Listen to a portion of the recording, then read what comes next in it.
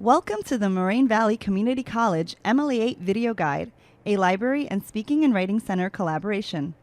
Today's topic will be creating a citation for a scholarly article.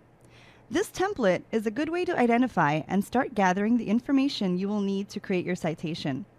You'll begin with what MLA considers the core elements, which are common to most sources. Author, title of source, title of container, other contributors, version, number, publisher, publication date, and location. These elements make up Container 1.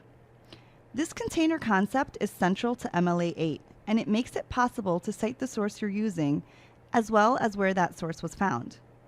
Container 2 is the information about where you found the source you recorded in Container 1. This may include any or all of the following: title of Container 2, other contributors, version, number, publisher, publication date, and location. To make this more clear, you can think of a TV series you are watching on Netflix. The title of the source would be the name of the episode you watched. The title of the container would be the TV series that episode is a part of. And then you'd cite Netflix as the title of Container 2. Another common example of this is citing an article that you find in a database. You'll cite the core elements of the article you're using in Container 1, and then provide the database information in Container 2. For instance, when you're using an article from one of the EBSCO databases, you can find all of the information you need to create a citation on the detailed record page. This is an article from the library's database, Academic Search Complete. The title of the source is the title of your article. You should record both authors. And the title of Container 1 is the journal in which the article was published. In this case, there are no other contributors, so you can skip that line.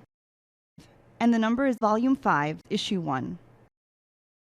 When citing a scholarly article, you don't need to include the publisher line. Here is the publication date, and the location is the page numbers of the article.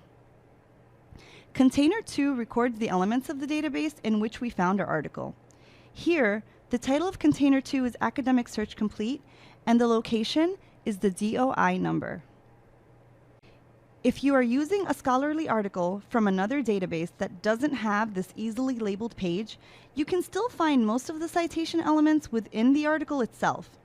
Remember to record the database or website where you found it as your Container 2.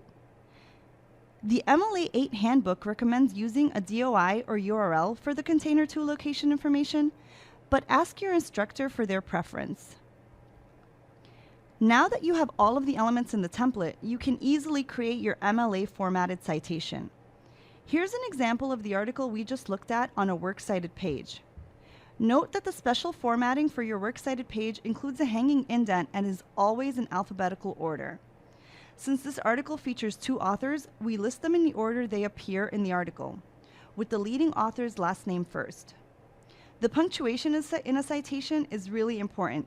Use the punctuation you find in the template for each of the containers. More questions about citing using the MLA 8 format?